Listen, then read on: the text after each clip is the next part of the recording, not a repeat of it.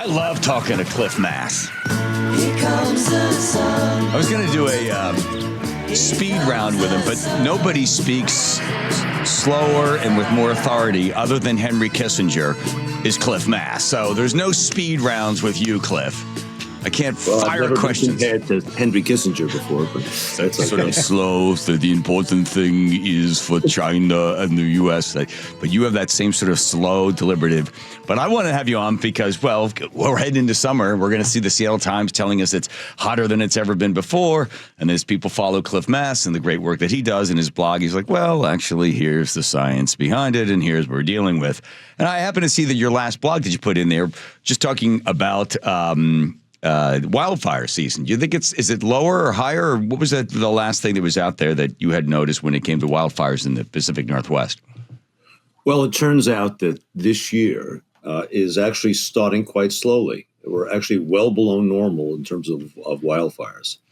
And at this point in time, I'm not convinced this is going to be a big wildfire season.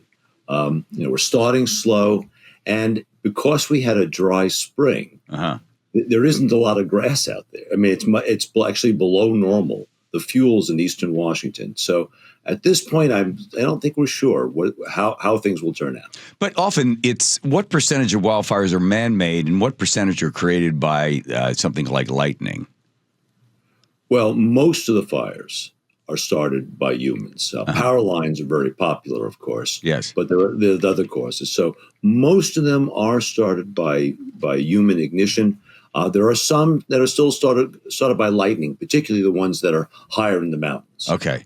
So it just depends on how many knuckleheads go out there, throw a cigarette down, don't put out a campfire, even though they shouldn't have them when they finally put the no burn bans in place.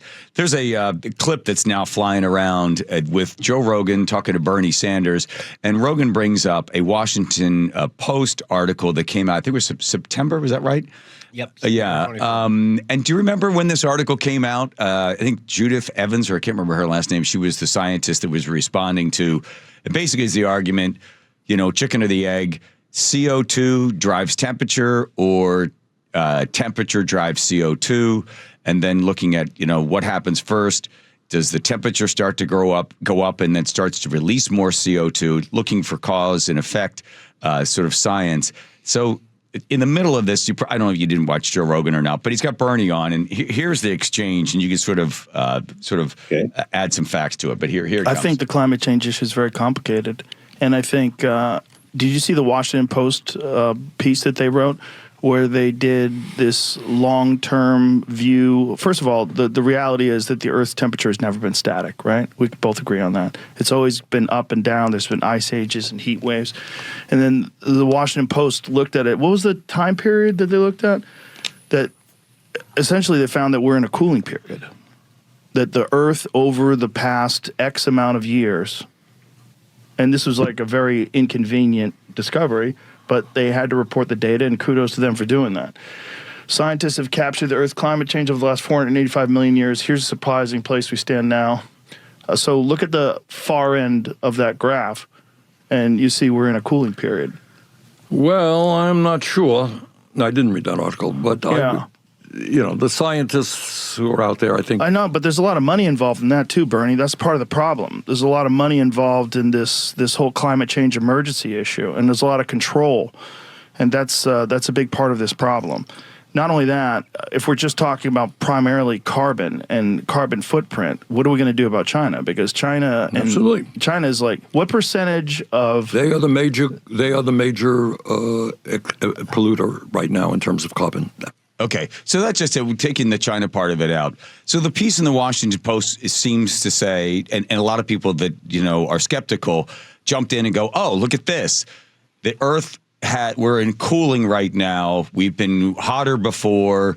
There were less humans, but it was hotter. So you're always, trying to get the big picture. What is the Earth? 450 million years old? Is what the total? What do they think it is? Something close to that. 465 million years old, right, Cliff? Years ago, yeah. Yeah. So you took the entire, the whole, from the measuring everything. Colder, warmer, colder, warmer, colder, warmer. 4.5 billion. 4.5 billion. So they look at the whole thing and they say, okay, now we're in a cold period. It could go back up again. But how much is man responsible for this, and how much is CO2? If CO2 is the main driver of temperature, then we can try to control CO2, a la EV cars and everything else. So more science coming out on this, Cliff. Can you just sort of illuminate and give us just some facts behind the Washington Post piece and then the reaction to it? Well, there's no mystery here. Both can be true. It is true that even without human beings doing anything, there's a lot of natural variability. And it is true that this is one of the cooler periods in the last 500 million years. And that article went back 500 million years. 500 million, yeah. So that's the period. So there is natural variability, and the climate gets warmer and colder. And actually, for most of the last 500 million years, it's been warmer than it is today. That is very, very true. It is also true that human beings putting CO2 in the atmosphere warms the planet. That's true, too. And in fact, if you look at that plot, there's been a rapid rise in the last 50 years or so, and we're certainly contributing to that. So there's no big unknown mystery here. There is a lot of natural variability in the climate, but we can affect the climate as well. That's the truth. Right. So if you look at, I don't know how many millions of years ago, parts per million CO2 was at 1,000. It's now it was at 261. It's going up to 400. And they say, well, if we can try to reduce the amount of CO2, we can stop the Earth from heating. And the science being, the Earth heats up because of possible things like cycling around the sun, various things like that. So the Earth begins to heat up, and as Earth heats up the water releases more CO2 goes up, and then we get into this cycle where there's more heat, more CO2, more heat, more CO2, and then it keeps driving the temperatures up. Right. So CO2 is not constant. It's never been constant. And in fact, there are periods where CO2 went up rapidly when there's volcanic eruptions. They can put a tremendous amount of CO2 in the atmosphere. When the planet naturally warms up, you tend to get more CO2 during those periods as well. So CO2 goes up and down naturally. There's no doubt about it. And it is no doubt about it that human beings are adding some CO2 to the atmosphere, which will cause some relatively minor, modest warming. There's no doubt about that either. So both things can be true at the same time. So, Cliff, this is where you and I start to walk out to the circle you're not allowed to walk out of, which is to step out of that circle and say, okay, and you and I have never had this conversation before, but I've had with Todd Myers. So the question is, and Todd uses this example of a car going down the hill. Gravity's pulling the car, but the driver's foot on the accelerator is also responsible for the speed of that car. So how much is responsible for the total speed of the car? Still up for debate. But this is where I get into the idea of how much will it cost us, the world, to reduce the amount of CO2, and then how much of that cost, dollar cost, and sacrifices, reducing it 2 degrees, 1 degree, and how much does that have on the big effect of the just general health of the world? And we could spend trillions and trillions and trillions and trillions of dollars, possibly bring down a small amount of CO2, possibly bring down the temperature, or maybe not bring down the temperature. And we've spent all of this money and affected everybody's life in a way that in the end didn't have that great of an outcome. Well, that's absolutely true. It turns out that even if we go crazy with CO2, the effects are relatively modest, and we can actually adapt to most of them. And in fact, it turns out a warming world could, in fact, cause less deaths. So, a lot of this end of the world stuff that people are pushing and this desperation to spend huge amounts of money makes no sense at all. So, I think I agree with you about that. So what makes sense is there'll be some slow warming. We adapt to it the best we can, and we try to use technologies. Then the long term will allow us to contribute less CO2. For instance, we should use nuclear more, no doubt about it. We should develop fusion power, which we will do over the next several decades. So in the long term, we will be able to replace a lot of the fossil fuels with other energy sources. And we can do that over a period of time. There's no crisis. There's no climate crisis right now. It's never existed, and it doesn't exist. And we're spending huge amounts of money too fast without any real benefit. Is that to even say that out loud, is that a form of, heresy? Well, among some people, it's heresy. But, it's funny. If you talk to the scientists, and I'm in the scientific community, we can talk the truth to ourselves. I think that the problem is that in the political sphere, people have taken this on, and a lot of the political sphere and some of the public decision making is not informed by the truth. And one problem is you have some of the local media or some media that are putting out ridiculous stories that are not factual. The Seattle Times is one of the worst, in which they have these hyped up stories that are sponsored. They have this Climate Lab series that are basically untruthful and exaggerating the effects of human produced CO2. Right, but it gets clicks. But Joe and I were talking about this the other day. I said, let's get Cliff on. This is a couple weeks ago. When they do temperature readings, so they say, this is the hottest day it's been in Seattle since I think it was 45 or 47. But when you build, and then I looked, because they do the temperatures at CTAX, and I looked at the amount of impervious surface, blacktop, poured from 1947 to now. And then you look at temperatures taken in urban structures in the 1930s compared to those urban structures now.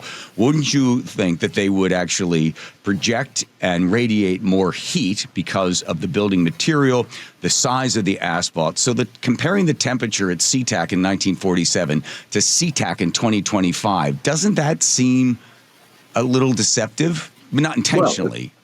Well, it's completely problematic, and yes. I think some of it. There it is, Joe. And some of it, I think, is deliberate. Basically, we have something called the urban heat island. Yes, and that's produced by a number of things. Some of them is these kind of concrete surfaces that absorb heat. Also, we drain the water. Water causes evaporation and cooling. So we are actually, causing a lot of warming in urban areas. And SeaTac is one of the worst. They put a third runway in, etc. So yes, that's an effect. And so we got to be very careful about that. So when those in my field try to be careful, we deal with that issue. There's rural sites that are not problematic. We can use satellites to get temperatures in rural areas. There's ways we can get the answer that is much more correct. So even when you consider that, the warming is much less. It's still warming, but when you reject the urban sites, it's not as much. All right. Are you still the skunk at the cocktail party? Well, it depends what cocktail party. When I talk to some people, like Todd Myers, I'm in good shape. Yeah. But obviously, the Seattle Times won't talk to me anymore. Yeah. So unfortunately, I'm in their bad list. And you still have tenure over there at the UW, so there's nothing they can do to you, right? That's right. So tenure is a wonderful thing. So I'm not going to get fired or anything. That's good. But I can't talk to some of the media, such as the Seattle Times and a few other sites. Let me ask you something about tenure. When you finally checked it off on the calendar, I got tenure. Did it change how you started to express yourself? Did it change what research you did? How did it affect you as a human being to know that you kind of had that freedom, Cliff Mass? Well, it didn't affect me at all. I mean, quite frankly, I wasn't afraid, or anything. Inside the scientific community, it's okay to have different opinions, and there are a few exceptions to that. But science is all about tension. When you go to a scientific meeting, people are challenging each other. So that actually is not such a bad thing in the science. And do scientists today still challenge one another, or is it quote unquote settled science? There's still some of it. I mean, I wouldn't tell you that there are some people that have tried to politicize science, that, you may have problems getting a paper through review because some people have a different viewpoint. So I'm not saying that it doesn't affect things at all. But in general, the American science is still is still whole. And you still can have differing opinions in most cases without being rejected. Okay. You may not get funded, you may not get your paper published, but it's not completely one-sided.